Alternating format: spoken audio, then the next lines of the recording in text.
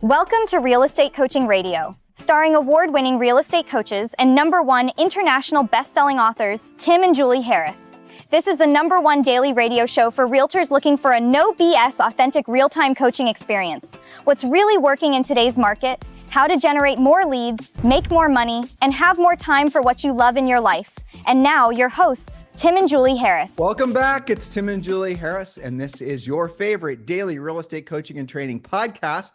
And we have got a great podcast for all of you today. The topic is Real Estate Agents Guide to Crushing the Competition. And yes, Julie and I believe that you are definitely in a very competitive market. You should know that by now. And even though the heart of real estate is definitely cooperation, the heart of winning in real estate is understanding that you have to be able to beat your competition. So what we're going to be doing today is we're giving you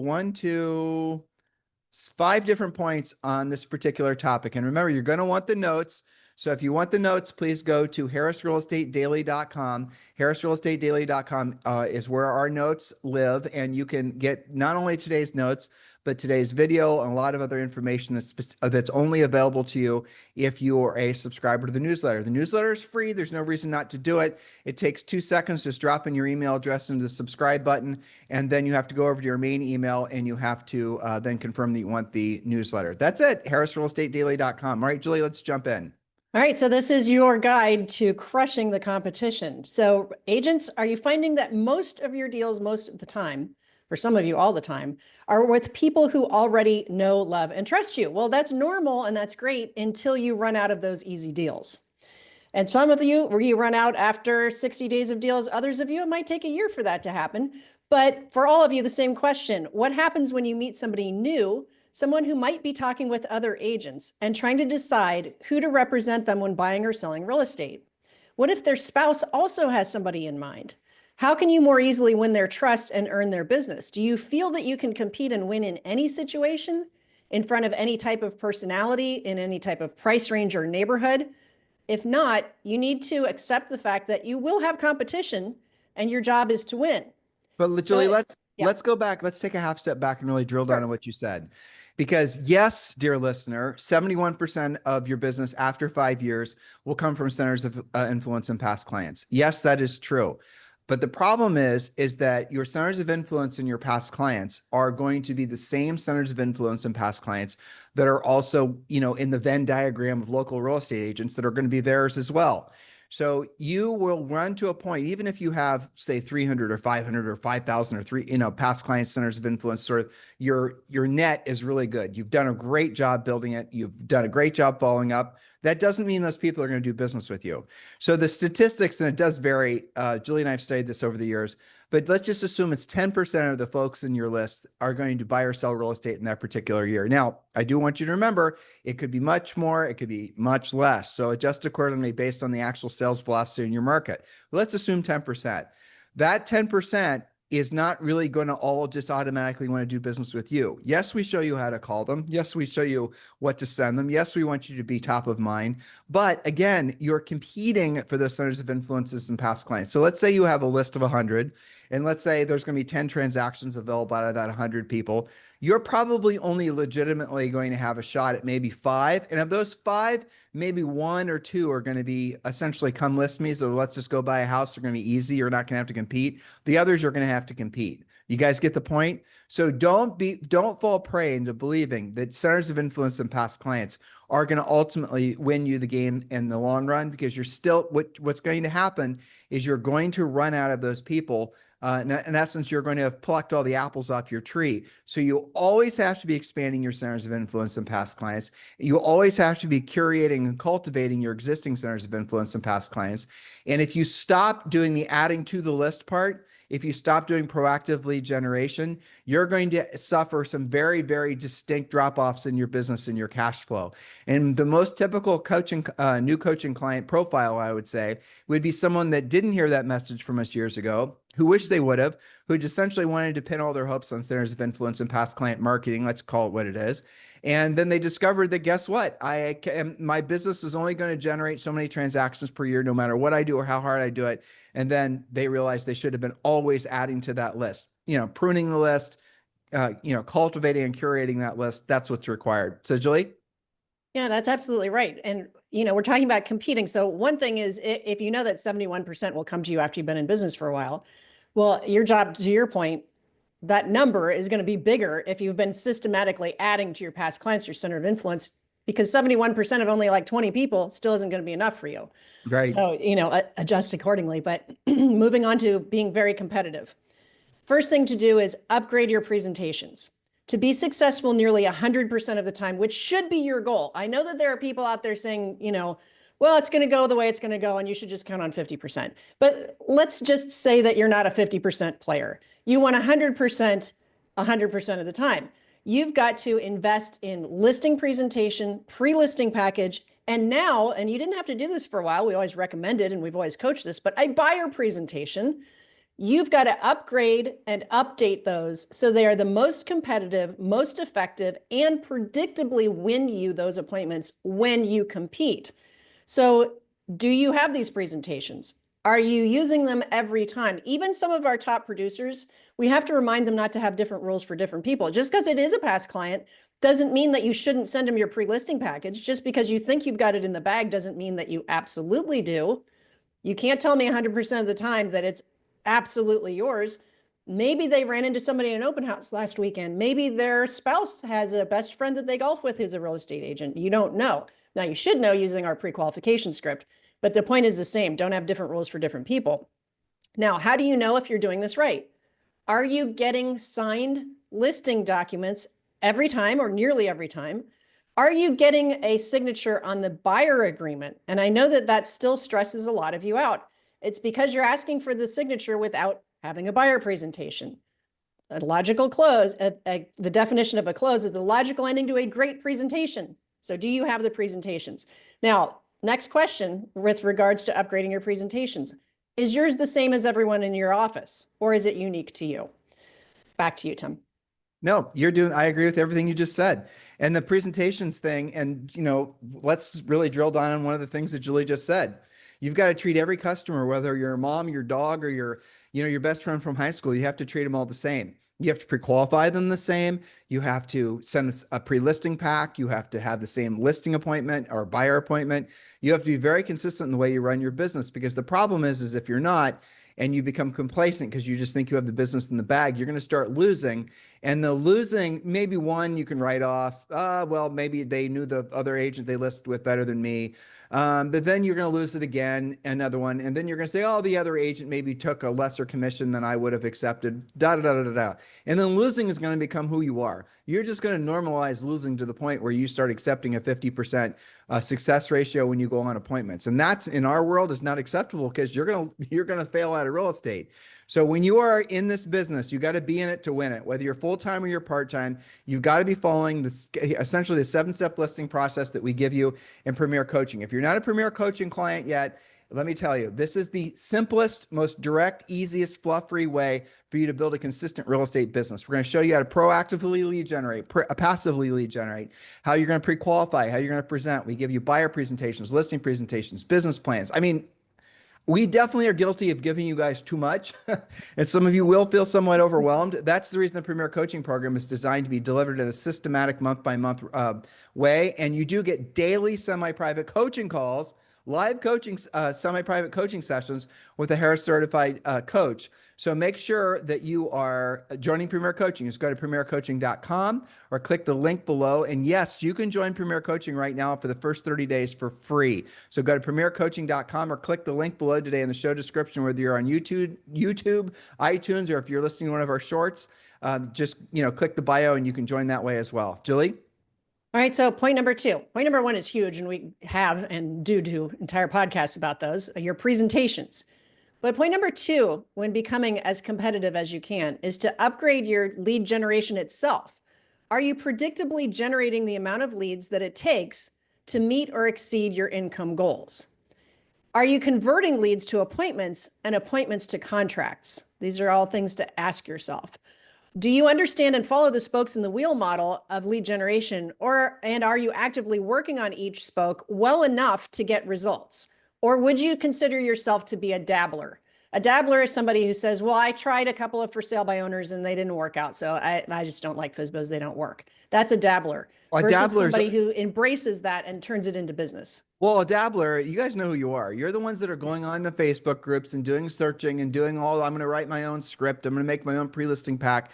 You're not, look, I appreciate your creative entrepreneurial angst, but the reality is you're not serious about this business. Because if you were serious about this business, essentially it'd be like buying, your mindset would be, show me the shortest path to the top that has the least resistance, that gives me the most assurance that I'm going to win. That also doesn't cost me money or referral fees or spend. Exactly. And you don't have the money and you don't have the time for a bunch of, essentially trying to figure things out. If you're not thinking like that, you're a dabbler. That's it. That's the benchmark. You want to get up to the top of the mountain as fast as you can, help as many people as you can, make as much money as you can. If your mindset is, I'm going to work on my brand or my logo or my websites, or I'm going to test a bunch of this and the other things, I'm going to decide for the next 6 months what my CRM is going to be, build my drip campaign, all these procrastination things that move you away from doing the real work in real estate, you are a dabbler. And most of the real estate industry is a dabbler. There's, the reality of it is there's who knows how many now, 3 or 4 million agents. And most of the agents don't sell anything every year, 71%, something like that, sell absolutely nothing. And most of them are dabblers. And the ones that are selling things, most of them are selling less than 5 homes per year, probably dabblers. So if you want to move past the dabbler aspect, plug yourself into a system that you know is going to work. Plug it. And don't give up on it. Remember, focus means follow one course until successful. That's right. Okay. So that means more than a few dials. It means more than a few pop-ins. You've got to really be committed to the lead generation that will work for you. My favorite version of what you're talking about being a dabbler is there's some Facebook pages, and I only go there just to see what agents are talking about. And I usually have to bail pretty fast because it just makes me mad.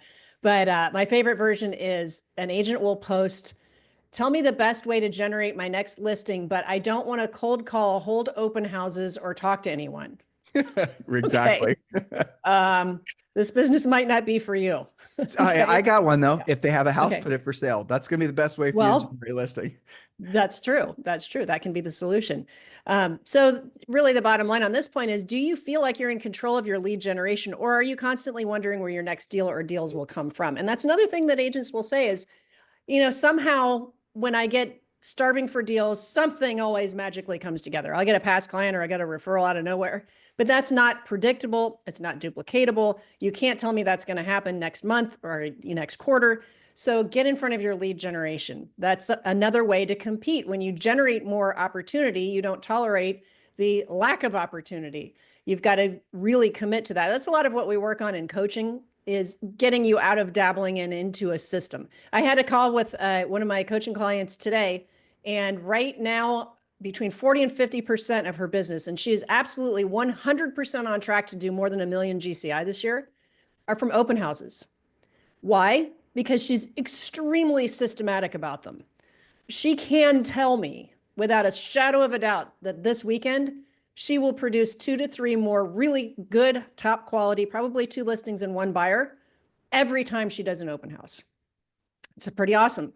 It's because she doesn't dabble with them. Yeah, she's using the open house system that's in Premier Coaching. So there it is. Pretty basic, right? And she's not the only one, by the way. It's just that's the call I just got off of. Right. So follow a system that actually works. If you want to drive from one part of the country to another, you're going to put the coordinates in your GPS, and then you're going to do what it tells you to do. How many of you put your coordinates into the GPS and then decide not to listen and decide to go to the left or the right? That's what most people you argue with your GPS. Exactly. That's what most people remember GPS like 10 years ago, where it really was dumb, Yeah. But nowadays, if that's what some of you still do, you guys are arguing with the path that's going to get you to where to your desired outcome, or you just don't even put in the coordinates in the first place. You're a dabbler, and that's okay. Life is full of dabblers, but I'll strongly encourage you, since we are absolutely at the beginning stages of what will be the biggest real estate boom in the history of at least the United States. I could talk for hours about all of the, I'll call it circumstantial, but at this point I'll say solid evidence that Julie and I have that Trump is going to be soon announcing a great make housing great again. I hope he steals that name from us. We kind of stole it from him. So, but I'm really hoping that he does announce that. And I think it's going to be happening in, I'm optimistic about this, and I have confirmation bias. but it appears that it's going to be happening in the next 60 days. The release of Fannie and Freddie from conservatorship. You're going to see lots of new mortgage products. In my opinion, you're going to see a real plan that's designed around massive new construction, a boom that's going to be focused on first and Midland price buyers. All these things, every single thing and every little corner I look around, it looks to me like they're gearing up. Once the tax bill is passed, which is happening next week, I think what we're going to now and next see is make housing great again. And the real estate industry is going to be it's going to 25 years of constant improvement, and not just in home sales, but the need for real estate agents too. Agent count's going to increase, profitability is going to increase. You guys think I'm a Pollyanna about this, and I probably am. Go back and listen to the podcast we did on this. Just go to Google or AI or whatever and do a search, make housing great again. And you'll see articles in past podcasts that Julie and I've created. Listen to those. And I'd love for you to come up with an explanation as to why one of our points is wrong. I'm not trying to be confrontational. I'm just saying, I would love for someone to say, yeah, I want someone to basically, strawman or steelman. I always get those things confused. I want someone to help me make sure I'm not falling prey to my own confirmation bias, because I can find no evidence for anything other than this being the very start of a massive housing boom. Julie? Yes, it's just a matter of how much you're going to take out of it yourself, right? That's right. Yep. Yeah. So point number 3, remember, we're talking about being competitive. Upgrade the look and feel of all of your marketing materials. Some of you're producing them for the first time, so it's easier for you to really get out of the gates with a great look and feel. Others of you have been using the same presentations for a decade. Do you have the same professional and authentic picture, logo, and colors on all of your assets, on all of your presentations, both online and off? Do you look like the same agent on every piece? Does it look professional enough that someone with a home to sell that's 2 or 3 times your average would still choose you? Always err on the side of nicer versus going low end. Would you agree with that, Tim, if you have to decide what your look and feel should be? Definitely. I would. Well, but there's going to be exceptions, Julie. Like if you're selling in an area and you don't have an interest in selling in any other area, let's say you're blessed with this massive, neighborhood community of, Midland priced homes, and the Midland priced homes are, there's enough move up and move down. Maybe people can go to 4 to 6 and that sort of thing. And there's so much, sales velocity in this area. That's all you ever want to sell in. Sure. A picture with you and your golden retriever in more casual clothes would probably be a good idea. Right. Well, we would say adjust accordingly. Look like your market. Right. And versus if you show up in that neighborhood, it's a very amiable neighborhood. Everybody's got 3 kids. There's a lot of plastic kid stuff in the yards, all these things. Right.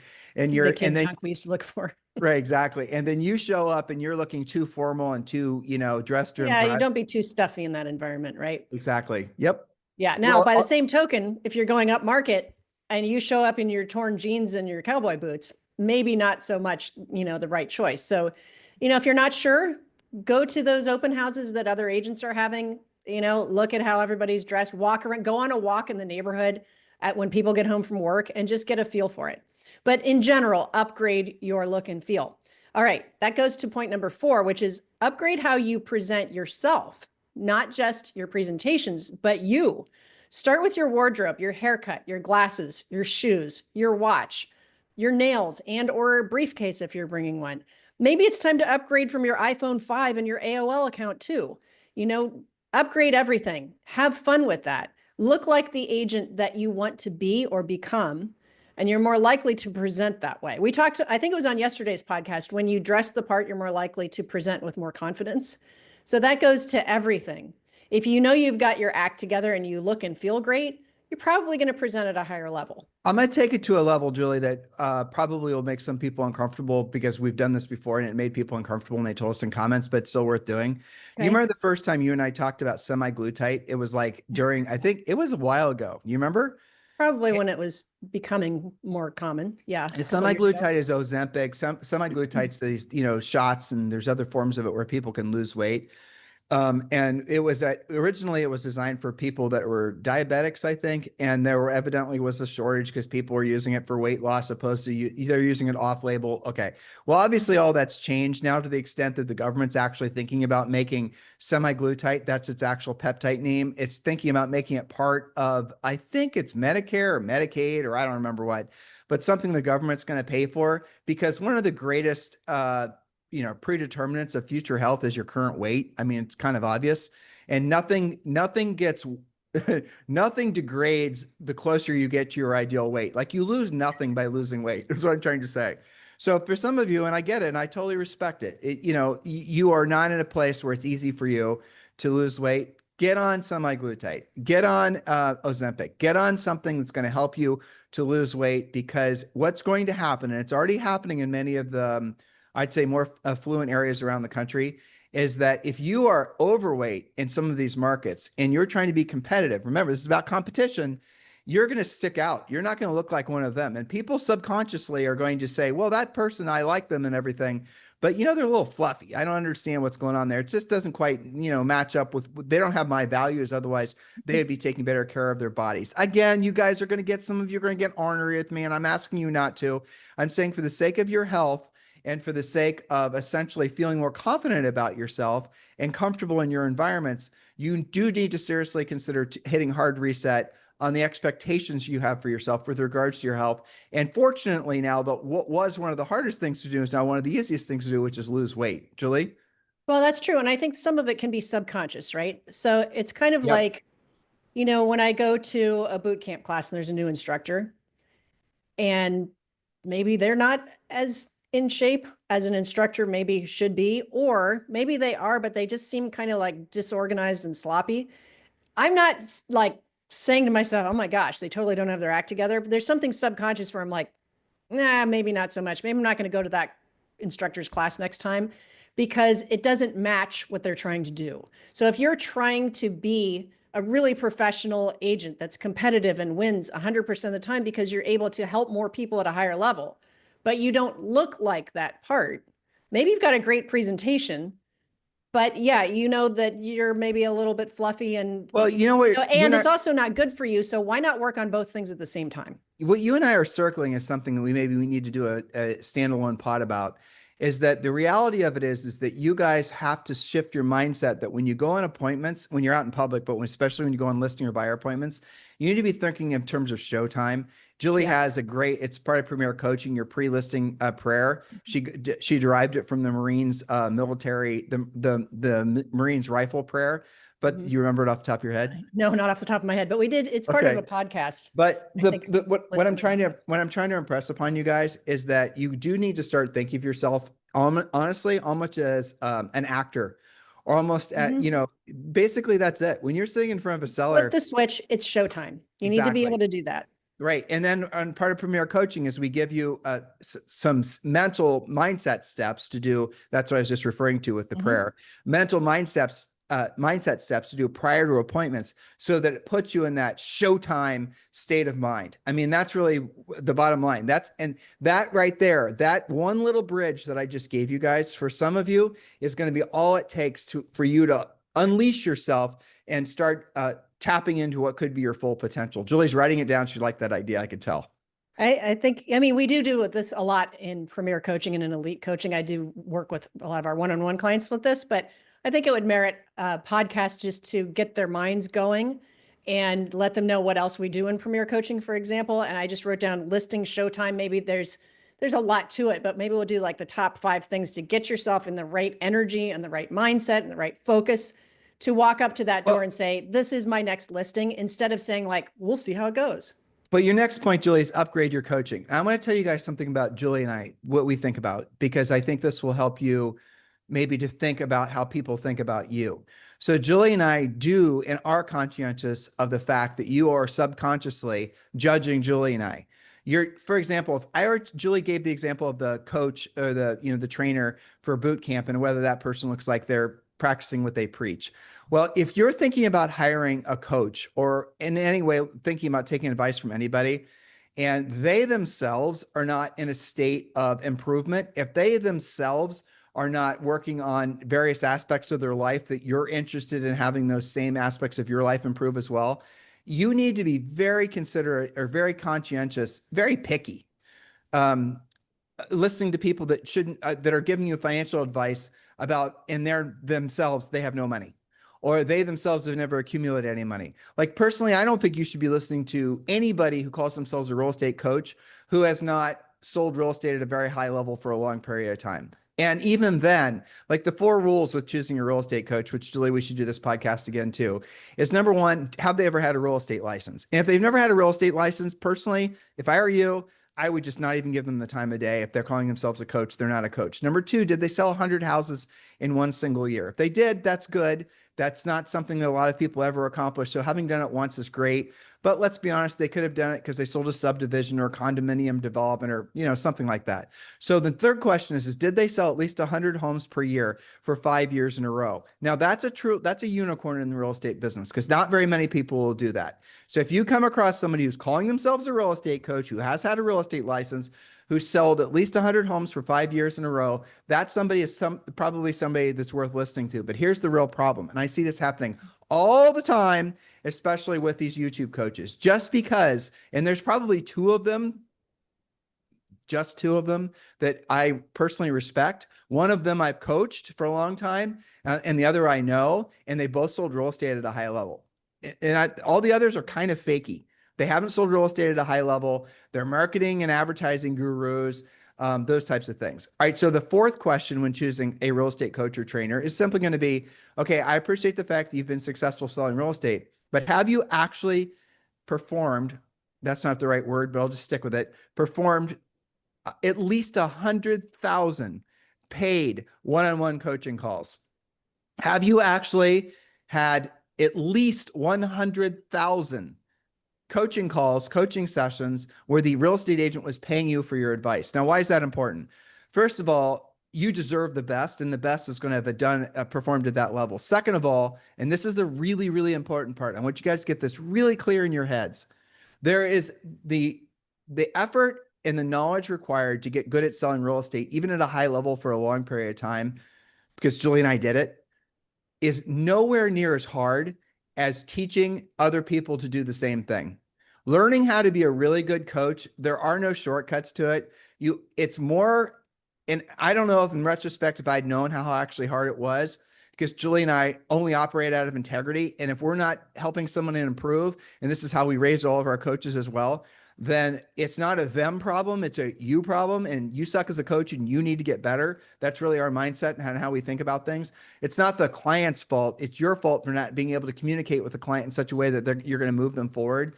So the skill set necessary to get good at selling real estate at a high level is so much easier, because in real estate, you're just having the same conversations over and over again. In real estate, it's the same presentation, it's the same pre-listing pack, it's the same every damn thing.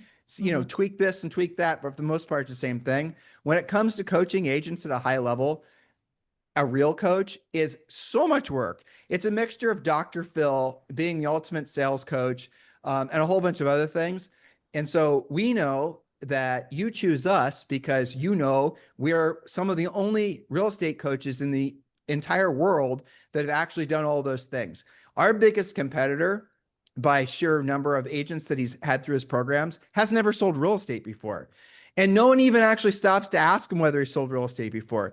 But if you have sold real estate, especially at a high level, and you listen to him talk, you can tell that I don't even want to use any bad words, but let's just say he's not somebody that if I were you, I would choose as a real estate coach, because he can only go so deep with what he's saying and what he's thinking. You guys like Julie and I, and we hear it in your feedback, I'm not just guessing, because we drill down and it's no fluff. Well, you need to look for folks in your life, coaches, trainers, gurus, whatever the hell you want to say, pastors, preachers, rabbis, okay, who have actually perfected and proven that they have the skill set, the mindset, the lifestyle, the character that you want to have yourself.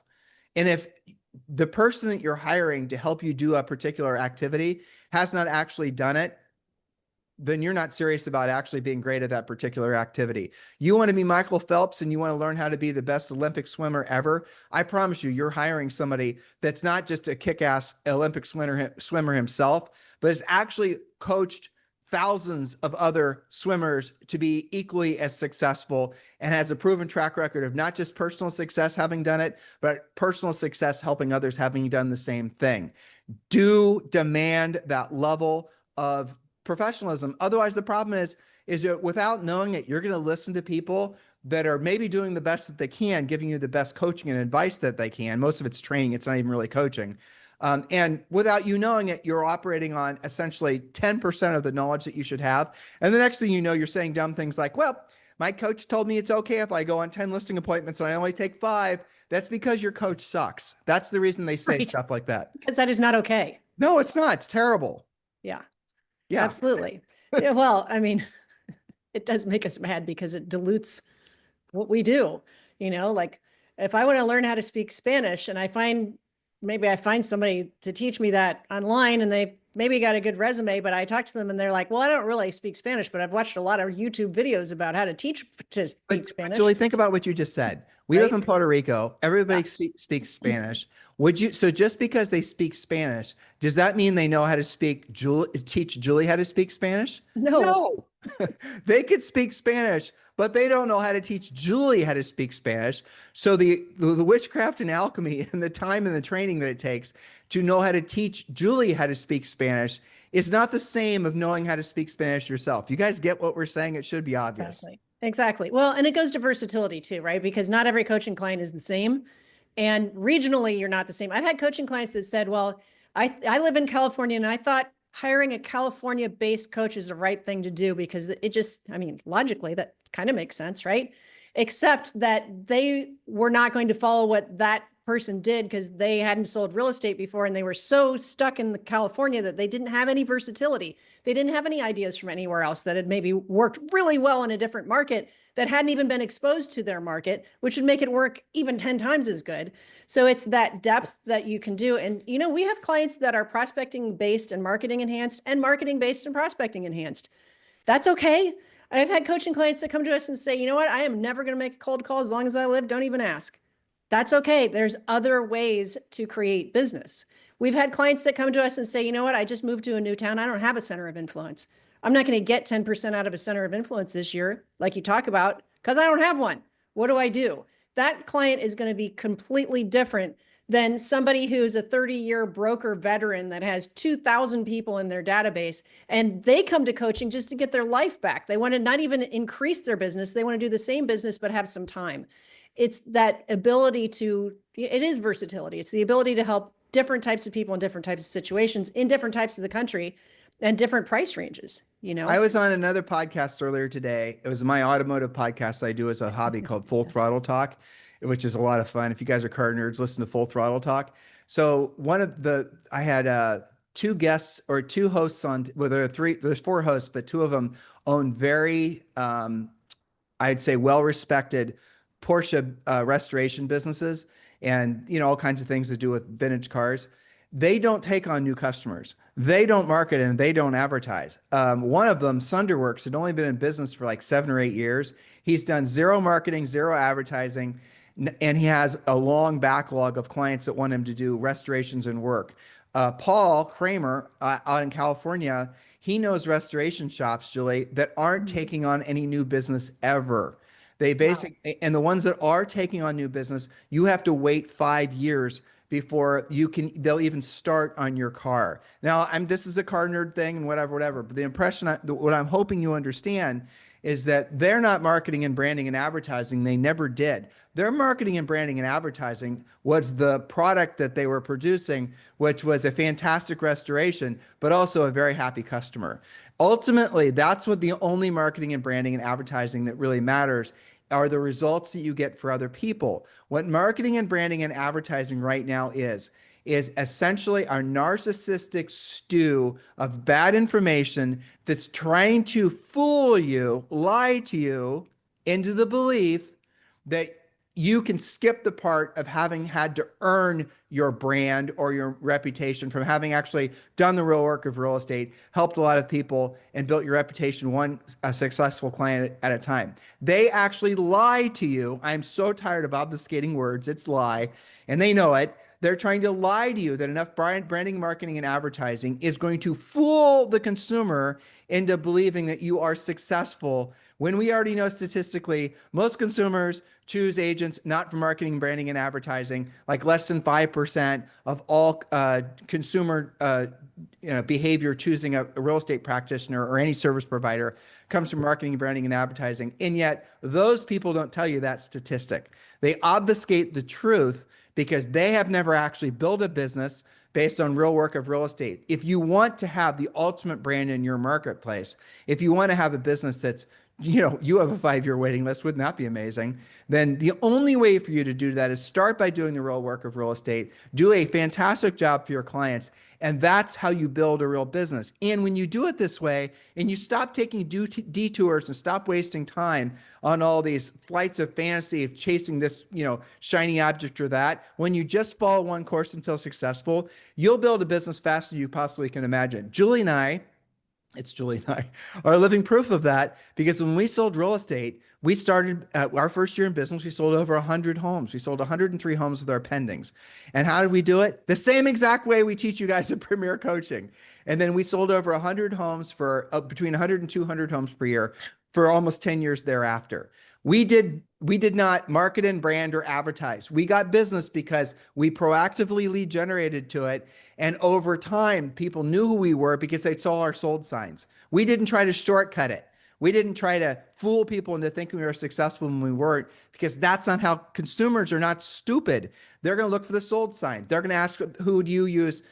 Neighbor. Trusted friend or advisor, right? Exactly. Or they're going to meet you at an open house and you're going to do a really great job with them. And then you're going to follow up. They met you face to face, voice to voice. Right. So when you're choosing, to Julie's last point, who you're going to listen to, you need to trust your intuition.